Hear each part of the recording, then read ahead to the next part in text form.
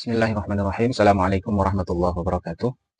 Pada video kali ini, saya akan menyampaikan kesimpulan saya tentang modul 2.1 yang telah saya pelajari bersama rekan-rekan CGP lainnya. Modul ini membahas tentang pembelajaran berdiferensiasi. Pertama, saya ingin menyampaikan kesimpulan saya terhadap modul 2.1 ini. Kesimpulan saya tentang pembelajaran berdiferensiasi adalah ketika guru menerapkan pembelajaran berdiferensiasi, maka dia akan secara proaktif menyesuaikan konten, proses, dan produk pembelajaran dengan kesiapan, minat, dan profil belajar muridnya. Proaktif yang dimaksud di sini adalah adanya upaya yang lebih aktif dan berkelanjutan.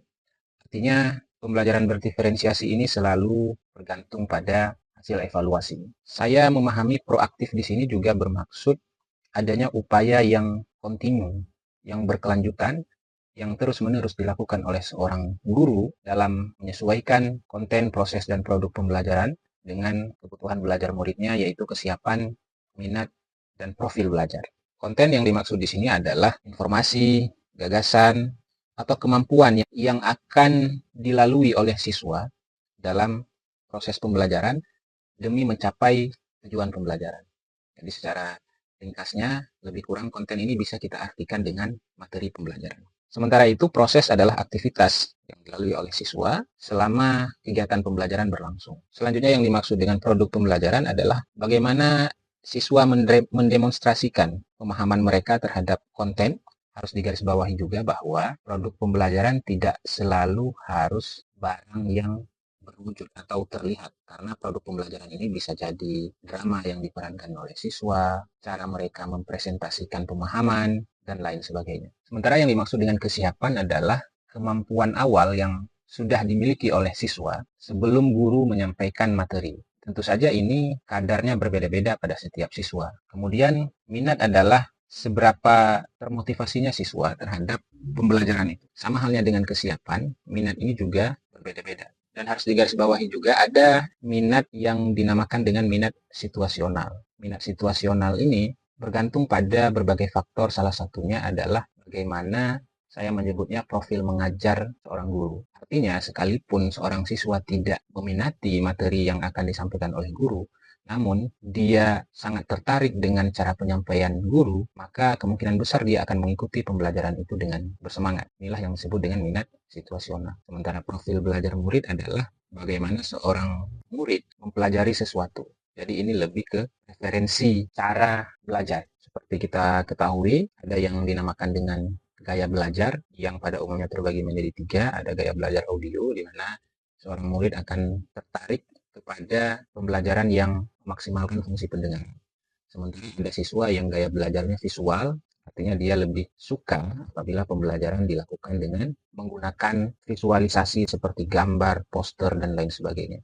Sementara itu yang terakhir ada juga gaya belajar kinestetik, di mana seorang siswa dia akan tertarik kepada aktivitas, misalnya seperti berjalan mengelilingi kelas, meneliti lingkungan di sekitar sekolah, dan sebagainya. Harus dipahami juga selain gaya belajar juga seorang guru harus memahami bahwa ada siswa yang mungkin dia berkonsentrasi, belajar dengan pikiran yang terpusat apabila situasi kelas itu hening. Ada juga siswa yang dia bisa belajar dengan optimal apabila diiringi dengan musik. Ada siswa yang dia bisa memahami materi pembelajaran jika dia membaca, menyendiri di pojok kelas. Sementara ada siswa yang juga hanya bisa memahami materi apabila berdiskusi dengan teman-temannya. Nah, ini adalah kenyataan realitas yang harus kita hadapi di kelas, bahwa profil belajar siswa itu sangat beragam, begitupun juga dengan minat dan kesiapannya.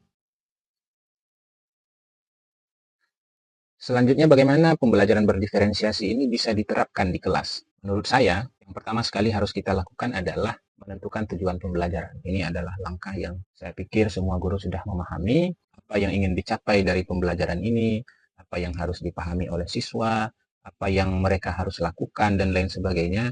Ini semuanya ada di tujuan pembelajaran. Sebagai catatan, tujuan pembelajaran yang baik adalah yang dideskripsikan dengan menggunakan konsep yang kita kenal dengan ABCD. Setelah tujuan pembelajaran ditentukan, maka selanjutnya yang diperlukan adalah mengumpulkan data kebutuhan belajar murid.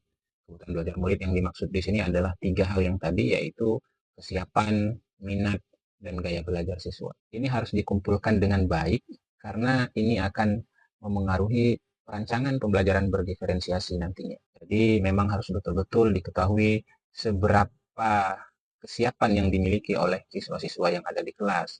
Bagaimana cara kita mengetahui kesiapan mereka? Kemudian seberapa termotivasi mereka, seberapa tertarik atau seberapa berminat mereka terhadap konten pembelajaran yang akan disajikan.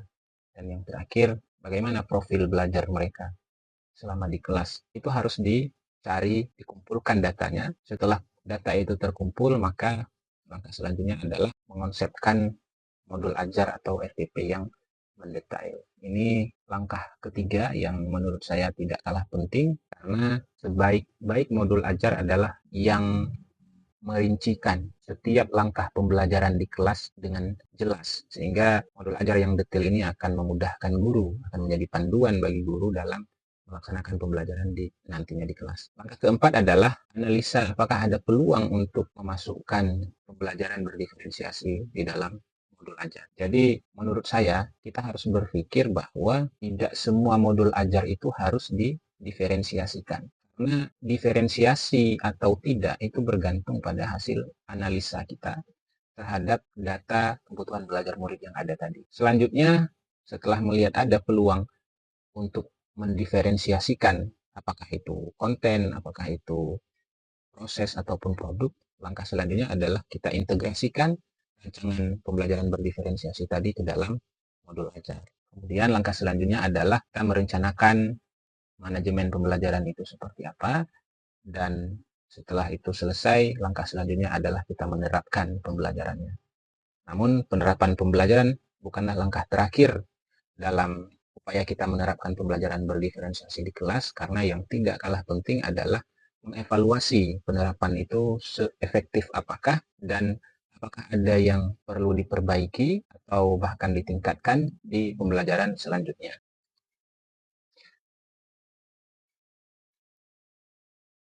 Selanjutnya adalah jaminan pembelajaran berdiferensiasi ini, apakah memang benar pembelajaran berdiferensiasi ini mengakomodasi kebutuhan belajar murid, dan apakah pembelajaran berdiferensiasi ini akan membuat hasil belajar siswa menjadi lebih optimal? Alur berpikirnya seperti ini. Pertama, kita harus memahami dan menyadari realitas bahwa murid di kelas kita itu sangat beragam. Keberagaman ini pun disebabkan oleh berbagai hal, latar belakang keluarga, sehingga menyebabkan ada siswa yang bisa dengan mudah mengakses sumber belajar, ada siswa yang sangat terbatas dalam mengakses sumber belajar. Maksud saya ada siswa yang memiliki gawai sehingga mudah terkoneksi dengan internet dan lain sebagainya, sementara ada siswa yang kita katakan berasal dari keluarga dengan ekonomi yang rendah sehingga kesulitan untuk mengakses berbagai sumber informasi. Keberagaman ini tidak hanya disebabkan oleh latar belakang keluarga, latar belakang ekonomi keluarga, tapi juga latar belakang budaya, latar belakang bahasa, dan lain sebagainya.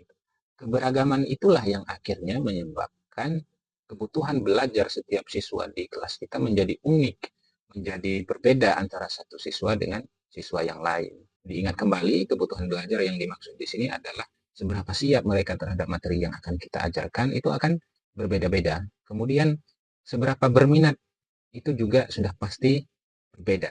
Dan yang terakhir, bagaimana cara mereka belajar itu juga akan berbeda. Nah, kebutuhan belajar yang unik inilah yang tidak memungkinkan seorang guru untuk menerapkan pola pembelajaran yang sama untuk seluruh siswa. Maka disitulah peran pembelajaran berdiferensiasi sangat dibutuhkan. Maka disitulah peran pembelajaran berdiferensiasi sangat dibutuhkan. Untuk apa? Untuk mengakomodasi kebutuhan belajar siswa yang beragam tadi. Apa yang dihasilkan oleh pembelajaran berdiferensiasi? Diharapkan pembelajaran berdiferensiasi ini akan menghasilkan lingkungan dan pengalaman belajar terbaik, sehingga output terakhir dari itu semua adalah hasil belajar siswa yang optimal. Sekarang saya akan mencoba mengkoneksikan modul 2.1 ini dengan modul-modul sebelumnya yang sudah saya dan teman-teman CGP lainnya pelajari. Pertama adalah apa kaitan antara modul 2.1 pembelajaran berdiferensiasi dengan modul 1.1 Filosofi Pendidikan Ki Hajar Dewantara. Kita tahu bahwa menurut Ki Hajar Dewantara, mendidik adalah menuntun segala kodrat yang dimiliki oleh anak. Bagaimana cara menuntun kodrat atau potensi anak-anak kita di kelas? Salah satunya dan yang diyakini sebagai upaya yang paling tepat saat ini adalah melalui pembelajaran berdiferensiasi. Bukan berarti filosofi pembelajaran yang lain tidak cocok. Tapi setelah kita membahas panjang lebar tentang keberagaman siswa kita di kelas, bahwa setiap anak itu memiliki karakteristik yang berbeda, memiliki kebutuhan belajar yang berbeda, maka pembelajaran berdiferensiasi adalah salah satu pendekatan, kita katakan demikian, salah satu pendekatan yang paling tepat untuk mengakomodasi semua karakteristik siswa tadi, sehingga kita harapkan guru mampu menuntun segala kodrat atau potensi yang dimiliki oleh setiap anak dengan cara yang tepat. Selanjutnya, apa kaitan antara pembelajaran berdiferensiasi dengan modul 1.2 yaitu nilai dan peran guru penggerak? Menurut saya, pembelajaran berdiferensiasi ini adalah implementasi dari nilai. Menurut saya, pembelajaran berdiferensiasi ini adalah implementasi atau penerapan dari nilai-nilai dan peran guru penggerak. Kita ketahui bahwa nilai guru penggerak yang pertama adalah berpihak pada murid, dan kami juga bersama bahwa pembelajaran berdiferensiasi ini adalah upaya untuk mewujudkan pembelajaran yang berfokus pada kebutuhan belajar murid. Kemudian, nilai guru penggerak selanjutnya adalah kemandirian. Artinya seorang guru penggerak harus terus belajar, memperbaiki diri, sehingga meningkatkan kualitas dirinya sebagai seorang guru. Nah, pembelajaran berdiferensiasi ini adalah upaya kontinu yang dilakukan oleh seorang guru untuk terus memperbaiki kualitas pembelajaran, sehingga di sana ada proses evaluasi, refleksi, dan diharapkan ada proses pembelajaran di sana bagi seorang guru, dan ini sesuai dengan nilai kemandirian yang ada pada nilai-nilai guru penggerak. Kemudian, pembelajaran berdiferensiasi juga menuntut seorang guru untuk menghasilkan ide-ide terbaru dalam pembelajaran. Ini juga sesuai dengan nilai guru penggerak yang ketiga, yaitu inovatif. Selanjutnya, tentu saja kita sangat memerlukan kerjasama, kolaborasi antara berbagai pihak dalam menyusun atau merancang pembelajaran berdiferensiasi. Seorang guru tentu selalu membutuhkan masukan, saran dari guru-guru lainnya terhadap rancangan pembelajaran yang telah dia susun, dan seorang guru juga perlu berkomunikasi dengan guru lain dalam mengetahui kebutuhan belajar muridnya, misalnya dengan berkomunikasi dengan guru dari siswa di tahun sebelumnya, melihat nilai rapor, berdiskusi dengan guru-guru lain yang mengenal lebih jauh tentang siswa kita. Dan ini adalah bentuk dari nilai kolaboratif seorang guru penggerak. Kemudian nilai guru penggerak yang kelima adalah reflektif, yaitu selalu berupaya untuk merefleksikan apa yang sudah dia lakukan dengan tujuan untuk perbaikan ke depan. Di dalam pembelajaran berdiferensiasi, refleksi juga menjadi salah satu poin kunci, sehingga diharapkan melalui proses refleksi ini ada upaya perbaikan terhadap rancangan pembelajaran yang telah disusun, sehingga kedepannya pembelajaran berdiferensiasi yang diterapkan di kelas akan semakin meningkat kualitas. Selanjutnya, kita antara modul 2.1 dengan modul 1.3 yaitu visi guru penggerak. Saya pikir semua guru penggerak sepakat bahwa salah satu, kalaupun tidak bisa dikatakan sebagai visi utama, salah satu visi seorang guru penggerak adalah menjadikan sekolah sebagai rumah yang aman, nyaman, dan bermakna bagi murid. Sama halnya dengan pembelajaran berdiferensiasi, yaitu upaya untuk menghadirkan pembelajaran yang bermakna bagi murid. Jadi saya menganggap saya menyimpulkan pembelajaran berdiferensiasi ini adalah bagian dari visi guru penggerak dalam memimpin dan mengelola positif di sekolah. Akhir, modul 2.1 dengan modul 1.4 yaitu budaya positif. Modul 1.4 saya dan teman-teman di videonya sudah mempelajari bahwa budaya positif adalah upaya untuk menghadirkan lingkungan pembelajaran yang aman dan nyaman. Apa kaitannya dengan pembelajaran berdiferensiasi? Lingkungan yang demikian itu,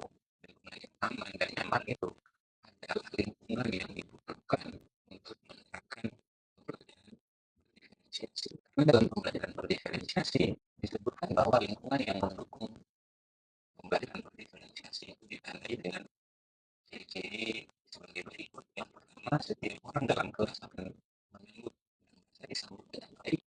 Kemudian setiap orang di dalam kelas saling menghargai. Kemudian memberi perasaan secara fisik dan psikis. Kemudian selanjutnya ada harapan dari pertumbuhan. Kemudian selanjutnya guru mengajar untuk mencapai kesuksesan. Kemudian selanjutnya ada keadilan dalam bentuk nyata. Dan yang terakhir, guru dan siswa berkolaborasi untuk pertumbuhan dan kesuksesan bersama. Semua ciri-ciri ini saya pikir tidak akan mungkin terwujud apabila tidak ada budaya positif di sekolah. Jadi saya melihat itulah kaitan antara modul 2.1 dengan modul 1.2. Demikian koneksi antara dari yang saya pahami dari modul 2.1 pembelajaran berdiferensiasi dengan modul-modul sebelumnya yang sudah kami pelajari bersama-sama. Silakan teman-teman memberikan masukan dan komentar di kolom komen untuk perbaikan saya ke depannya. Saya akhiri. Assalamualaikum